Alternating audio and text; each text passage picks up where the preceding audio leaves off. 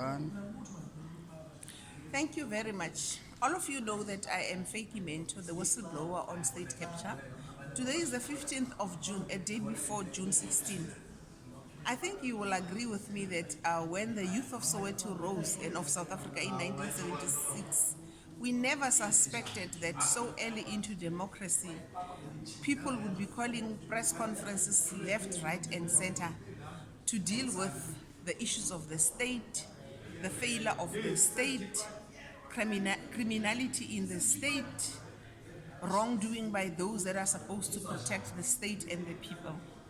Now, as I'm making this briefing was supposed to be a press conference that had to be converted into a briefing like this because another press conference was called by somebody just before this conference. I am not complaining. Technology is a very good weapon. You can still reach people through technology, even when others are trying to block you from reaching people. The reason why I do this briefing is to make a call to South Africans for them to wake up and do a little bit more on a sustained basis. I do know that every day information is released on the extent, the depth, and the nature of state capture. And every day South Africans just drop their jaw in wonder, in amazement, and in pain, and feel helpless, do not know what to do. I've been asked this question many times: what must be done? What can be done? And this is the briefing to try and address that question. I personally think that even if South Africans can go into the streets in their millions for one day and then go back to their houses for 2 months and then go back to the streets again, that is a futile exercise.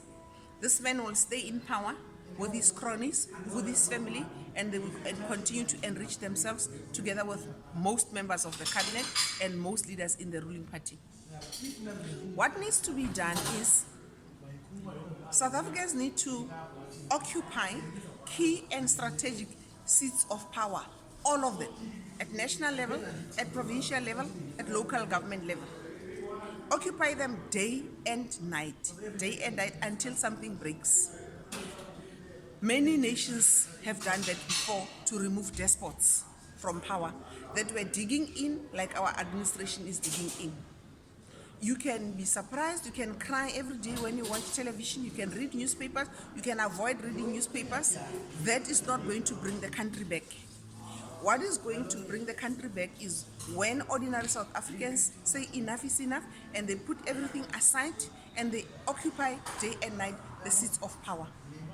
Meanwhile, I also suggest that this parliament that has dismally failed in performing its constitutional duties by failing to hold the president and cabinet to account, not only on Nkandla, but on state capture and many other things, should be dissolved.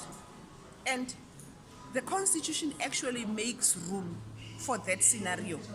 If there is a crisis, parliament should be dissolved, can be dissolved. However, currently, as the constitution states, when that happens, the Speaker of Parliament should run the country for 6 months and bring the country to fresh elections.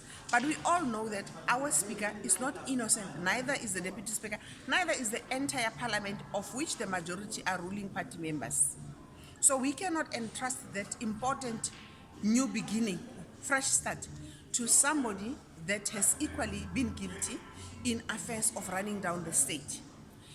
Therefore, in the place of this parliament, we need a constituent assembly, a brand new constituent assembly that will look into the constitution to transfer the powers of running the country to the Chief Justice, whilst the Constituent Assembly is busy redrafting the Constitution, not the entire Constitution, but certain sections of the Constitution. Whilst the Constituent Assembly is looking into the Electoral Act and the electoral system. Because as the Act stands now and the system stands, the electorate, voters, cannot remove the president from office once voted in, cannot remove an individual minister, even if they sell the state away and the country away, even if they give naturalizations to other foreigners. the voters are helpless. So that act and that system needs to be reviewed by the new Constituent Assembly so that our electoral system becomes more constituency based and less proportional or proportionate. In that case, then, when a president is delinquent, like Zuma is, or a minister is delinquent, like Gigaba and others are, then the constituency that have voted them in should have the right then to recall them and to say that you have disrespected the constitution, you have flouted your mandate, you have enriched yourself, we call you out of the system. I also want to call on South Africans to refuse to be drawn towards an election whose votes are counted electronically. That is going to be the next step of the delinquents that are running the country in order to stay in power. Then we will see what happened in the larger parts of Europe and what happened in the USA, where the electorate votes for somebody else, but the electoral college that is electronically run then produces a different candidate as a winner of elections. There are many, many ploys that are being put in place to cheat the forthcoming election in 2019 that is going to be a very telling and a turning point for South Africa.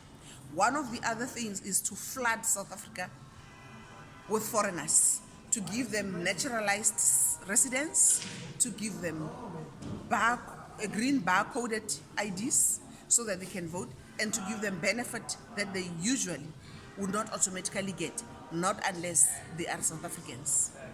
Now, on the matter of Minister Gigaba, I still stand by what I said, and those of you that are doubting Thomas's, I would like to ask you to go and ask him if he knows who Evidence Gigamba is, and if he knows a pastor that settled in Eshowe when he, Gigaba, was 5 or 6 years old. Now, naturally, he would have schooled some primary here in South Africa, and he would have gone to high school here and university. But the question is, did he disclose that when he became a naturalized South African, or when he took citizenship? The rules should be applied to all equally in the same way.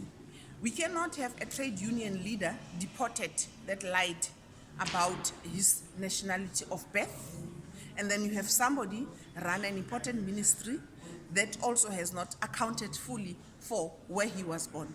I am still challenging him to tell South Africans the clinic at which he was delivered, or the hospital where he was born, and his birth register. I'm doing this fully knowing that he had been at Home Affairs before, and he might have, I don't know, done what with those documents. But we do know now that he had given the Guptas naturalized residence when it was not supposed to be the case. I am making a humble plea, and I'm asking South Africans that, informing you that these people are very dangerous. The president is very dangerous. Why do I say this? The Premier of Mpumalanga, Didi Mabuza, there is a book that has recently been launched. It's called E-Reassignment. It documents the numerous occasions on which he hired hit men to kill those that were either in competition with him in business or in politics. That book documents how he had discarded of dead bodies and how he keeps money and how he pays those hitmen. And interestingly, those hitmen move between Mozambique and South Africa through Mpumalanga, as Mpumalanga is closer to Mozambique. But the president, who was the intelligence chief or boss for a ruling party, deemed it fit to appoint such an individual into an important position in government as a premier. There is no way he wouldn't have known. These matters occurred as late as the year 2008, 2003, 2002. At that time, President Zuma was Deputy President of the Republic. He had access to intelligence, but Prior to that, he was an intelligence boss based in Mozambique. There is no way he would not know the history of Didi Mabuza. And this is just a single example to show you that we are dealing with very dangerous people.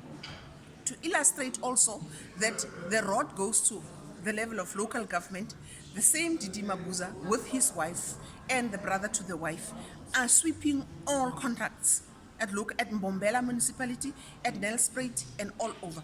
All of those contracts are going into the girlfriend's pockets and the girlfriend's company. That is to illustrate the rod to you. I have my evidence, and I'm challenging anybody to take me to court. And maybe because President is refusing to go to court for the Judicial Commission of Inquiry on State Capture, maybe we should dare these people in the manner in which I am doing, that they must go to court, and then through the court, those court processes, then we lay bare for all to see all the information that we have that proves that they are crooked, they are dirty, they are dangerous, they do not love this country, they are working for somebody else, and they do not respect the sovereignty of this country. My last question and plea to South Africans is, are you going to allow me as a whistleblower to be hanged alone? You daily proclaim that you stand fully behind me, but are you going to heed the call that I am calling you to, the action that I'm calling you to do? Because if you don't, I remain exposed. History will write me down as a woman that trying to blow the nation wise of the rot that is happening. But history will judge you as a nation that sat down and handed one woman to the hyenas to be hanged and to be killed.